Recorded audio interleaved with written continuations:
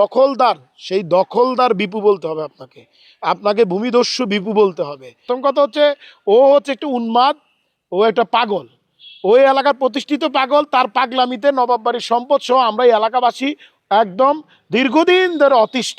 আমরা তার কোনো কথাই গুরুত্ব দেন, এই সমাজ বা প্রশাসন, এই এলাকার কোনো মানুষ তার কোনো বক্তব্য, তার কোনো কথার কোনো গ্রহণযোগ্যতা কারো কাছেই নেই। গতকাল যেটা হয়েছে, সে দীর্ঘদিন যাবৎ, এটা হচ্ছে নবাব বাড়ি হচ্ছে আমাদের একটা ঐতিহ্যের জায়গা, এটা হচ্ছে আমাদের গর্বের জায়গা। আমরা যারা পশ্চিমঘাতে বসবাস করি, লাকসামে বসবাস করি, আমরা সারা বিশ্বের কাছে পরিচিত, এবং কি আমরা গর্বের সহিত বলতে পারি আমার বাড়ি হচ্ছে নবাব বাড়ির পাশে। সেই গর্বের ঐতিহ্যের জায়গা রক্ষার্থে আমরা সবসময় সচেতন থাকি। আমরা চাই আমাদের নবাব বাড়ি সবসময় সুন্দর থাকুক। গতকালকে জানেন যে বিগত সময়ে এই বিফু, ভূমিদস্যু নামের যে বিফু, সে আমাদের এলাকার একটা মানুষ, তার অন্য কোনো পেশা নাই। সে দীর্ঘ, আমরা ছোটোবেলা থেকেই শুনি নবাব বাড়ির বিভিন্ন সম্পদ সে বিভিন্ন সময় নিজের দাবি করে আসতেছে।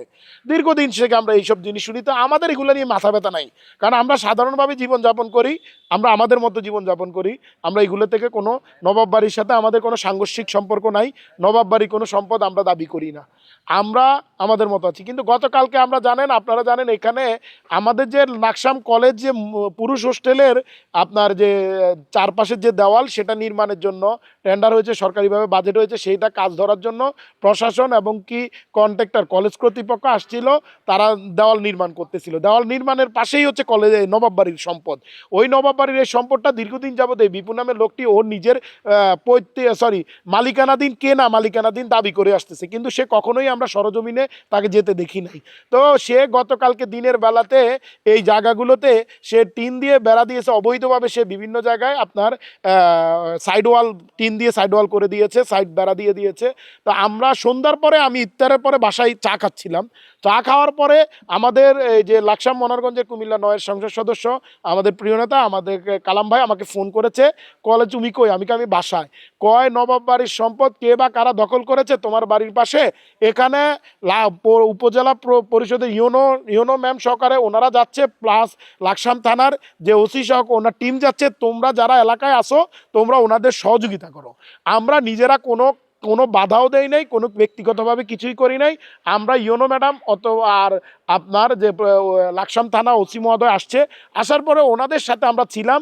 যেই বিফু নামের ওই ভূমিদস্যু, উনি একটা উন্মাদ মানুষ, উনি আমার এলাকারই পরিচিত, উনি আমার বয়সে সিনিয়র হয়। তা আমি, ওনারা ওনাকে খুঁজতেছে, উনি কেন বেড়া দিছে ওনারা আবার, এবং কি নবাব বাড়ির একটা ভবন আছে, আপনারা জানেন, এটা আমাদের এই নবাব বাড়ির সময় থেকে এই ভবনটা নবাব বাড়ির, আমরা সবাই জানি। এই ভবনটা তার কীভাবে হয়, এটা মানে আমরা আশ্চর্য হয়েছি। সে এই ভবনে নবাব বাড়ির যে জাদুঘরের যে তালা ছিল, ওইটা ভেঙে নিজে 2টা তালা লাগাইছে। তারপরে ইউনো মহোদয় আসছে, আর ওনারা খোঁজ করতেছিল, পাচ্ছিল না। তারপরে আমাদের উপস্থিত এখানে এলাকার একজন কে বা কারা, ওনার নাম্বার ছিল, ওনাকে ফোন দিছে। ফোন দেওয়ার পরে এখানে উপস্থিত ইউনো ম্যামও ছিল, এবং কি ওসি স্যারও ছিল, লাকসাম থানার ওসি ছিলেন।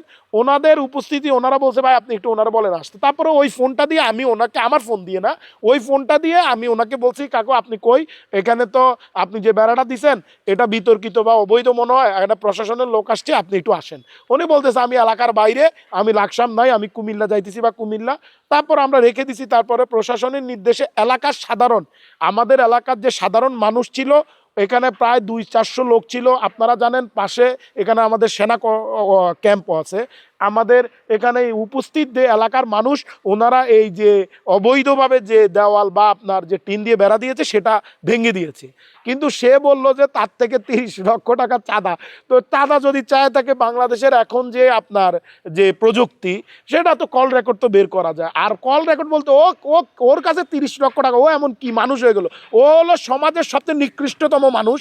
এই অঞ্চলের কোনো একটা রিক্সার ড্রাইভার থেকে শুরু করে আপনি যে কোনো লেভেলের মানুষ লাকসামে যারাই তারে চিনে, সবাই খারাপ মানুষ হিসেবে চিনে। তার কোনো কথার কোনো গ্রহণযোগ্যতা এই এলাকার মানুষের নাই। আমি যে চ্যানেলটিতে আমার এই সংবাদটি প্রচার করা হয়েছে, আমি বিনীতভাবে ওই সম্মানিত সাংবাদিকদেরকে অনুরোধ জানাবো, দয়া করে এটা আর আওয়ামী লীগের প্যাসিস্ট সরকার আমলের 17 বছর নয়। আপনারা অবশ্যই যাচাই বাছাই করে, আর কোন লোক অভিযোগ দিচ্ছে যার 3 টাকার মরদ নাই, যে কোনো পেশা নাই, সেই শুধু দখলবাজি করে, ভূমিদস্যু করে তার নিউজ, তার কাছে কেউ 30 লক্ষ টাকা চাইবে, 30,000 টাকা চাইবে, মাঝে মধ্যে তার কাছে 30 টাকা থাকে কিনা এটাই সন্দেহ, তার কাছে 30,000 30 লক্ষ টাকা চাইবে। আমি অনুরোধ করব, এই ধরনের সংবাদ থেকে আমাদের লাকসামের সম্মানিত সাংবাদিকদেরকে বিরত থাকার জন্য। আর আপনারা জানেন এই যে নবাব বাড়ির এই ভূমিদস্যু এই যে বিপুল নামে, আপনাদের মাধ্যমেই আমরা কিন্তু জানতে পারছি লাকসামের সকল সাংবাদিক মহল এটার ভিতরে ভীষণ সচেতন। নবাব বাড়ির ভিতরে সকলের আন্তরিকতা আছে। নবাব বাড়ির সম্পত্তি, নবাব বাড়ির নবাবরা নবাব বাড়ি ফিরে পাক, জাদুঘর ফিরে পাক। আমি তো দেখছি যে এই ব্যাপারে লাকসামের সাংবাদিক মহল খুবই সচেতন দীর্ঘদিন ধরে। কিন্তু আমি অত্যন্ত দুঃখ পেয়েছি এরকম একটা বিভ্রান্তিকর অযোগ্য বিতর্কিত লোকের সংবাদ কোনো সাংবাদিক প্রচার করবে, এটা আমি সাথে সাথে আমি ইউনো মহোদয় এবং কি আজকে সকালে আমি খবরটা দেখার সাথে সাথে আমি ওসি স্যার এবং ইউনো মহোদয় এবং কি আমাদের এমপি স্যারকে আমরা জানাইছি। ওনারা সবাই ব্যাপারটা নিয়ে হাস্যকর একটা, সবাই হাসছে, কেউই গুরুত্ব দেয় না, সবাই হাসে, কারণ ওনাদের উপস্থিতি ওকে ফোন দেওয়া হয়েছে। আর এইসব বিষয় নিয়ে আসলে আমার অত ইন্টারেস্ট নাই। আমরা সব সময় অন্যায়ের বিরুদ্ধে আছি, আমরা সব সময় জুলুম দখলবাজির বিরুদ্ধে আছি। ওর যদি আইনের মাধ্যমে ওই জায়গা ওর হয়, ও যদি নবাব দেয়, এতে আমাদের কোনো আপত্তি নাই, আমাদের এখানে কোনো দাবিও নাই। এটা হচ্ছে নবাবদের সাথে, নবাব বাড়ির সাথে, জাদুঘরের সাথে ওর ঝামেলা, ওর সাথে দ্বন্দ্ব। আমাদের এখানে ব্যক্তিগত কোনো দ্বন্দ্ব নাই। কিন্তু আমরা এলাকাবাসী হিসেবে এবং কি সচেতন নাগরিক হিসেবে এবং কি জাতীয়তাবাদী দলের একজন কর্মী হিসেবে আমরা চাই লাকসামে কোনো নবাবদের কোনো সম্পদ দখল না হোক। শুধু নবাবদের না, কোনো ব্যক্তির, কোনো মানুষের এবং কি কোনো প্রতিষ্ঠানের জায়গা কোনো দস্যুরা, ভূমিদস্যুরা যাতে দখল না করতে পারে, এই ব্যাপারে আমরা সকল অন্যায়ের প্রতিবাদ করে যাব। এতে করে কে কী মন্তব্য করলো, কে কী চিন্তা করলো, এতে আমাদের কিছু যায় আসে না। আর আমাদের এমপি মহোদয়ের নির্দেশ, আমরা সকল অন্যায়ের বিরুদ্ধে প্রতিবাদ করব সবসময়। এই হচ্ছে যে আমার কথা।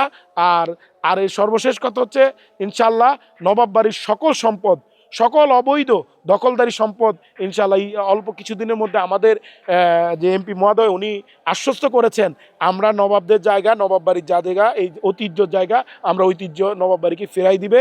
আমরা এতে করে প্রশাসনের সহযোগিতা সবসময় করে যাবো ইনশাল্লাহ। আচ্ছা, নবাব বাড়ির সম্পদ অবৈধভাবে দখল হয়েছে, সেটা প্রশাসনিক কর্তৃক উদ্ধারের সময় আমরা আমাদের স্থানীয় যে এমপি মহোদয়ের নির্দেশে গতকাল রাতে আমরা এই প্রশাসনের উদ্ধার অভিযানে আমরা দলীয়ভাবে বা এলাকার মানুষ হিসেবে আমরা সহযোগিতা করেছি প্রশাসনকে।